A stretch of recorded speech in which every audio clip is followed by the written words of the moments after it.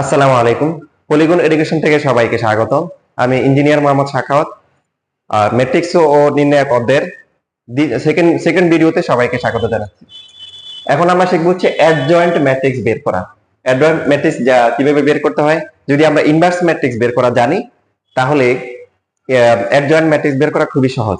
যারা হচ্ছে inverse matrix কিভাবে বের করতে হয় জানি না, তারা অবশ্যই আগের ভিডিও দেখে নিব, তাহলে এটা সহজেই বুঝতে পারবো। কোনো একটা ম্যাট্রিক্স যদি 2x2 ম্যাট্রিক্স হয়, যার ভুক্তিগুলো হচ্ছে এ বি সি ডি, তাহলে তার অ্যাডজয়েন্ট ম্যাট্রিক্স কি হবে? এ এর জায়গায় আসবে ডি এবং ডি এর জায়গায় আসবে কি এ, অর্থাৎ এ এবং ডি পরস্পর বিনিময় হবে এবং বি এবং সি এর চিহ্নগুলো পরিবর্তন হবে। তাহলে ইনভার্স ম্যাট্রিক্স এর সাথে অ্যাডজয়েন্ট ম্যাট্রিক্স এর পার্থক্য সবাই বুঝেই গেছো। কি পার্থক্য?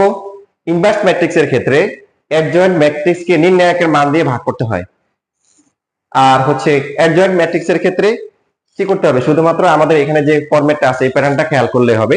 ইনভার্স ম্যাট্রিক্স বের করার সময় শুধুমাত্র এই অ্যাডজয়েন্ট ম্যাট্রিক্স কে নির্ণায়কের মান দিয়ে ভাগ করলে আমরা ইনভার্স ম্যাট্রিক্স পেয়ে যাব। তাহলে প্র্যাকটিস করা যাক। এখানে যে ম্যাট্রিক্সটা দেওয়া আছে সেই ম্যাট্রিক্সে হচ্ছে ভুক্তিগুলো হচ্ছে 1 2 3 -4। কথা কি ছিল? কথা ছিল মুখ্য কর্ণের যে ভুক্তিগুলো আছে, মুখ্য কর্ণের ভুক্তিগুলো পরস্পর বিনিময় হবে। অর্থাৎ আমরা যদি এটার সাথে তুলনা করি, এ এবং ডি পরস্পর বিনিময় হবে।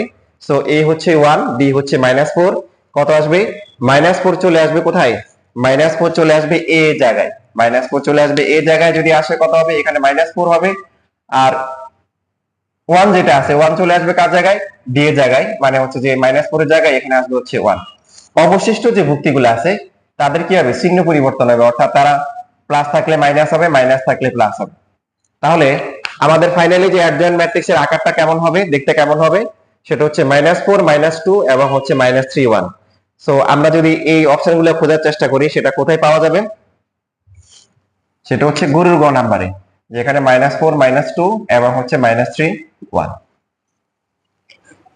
ধন্যবাদ সবাইকে।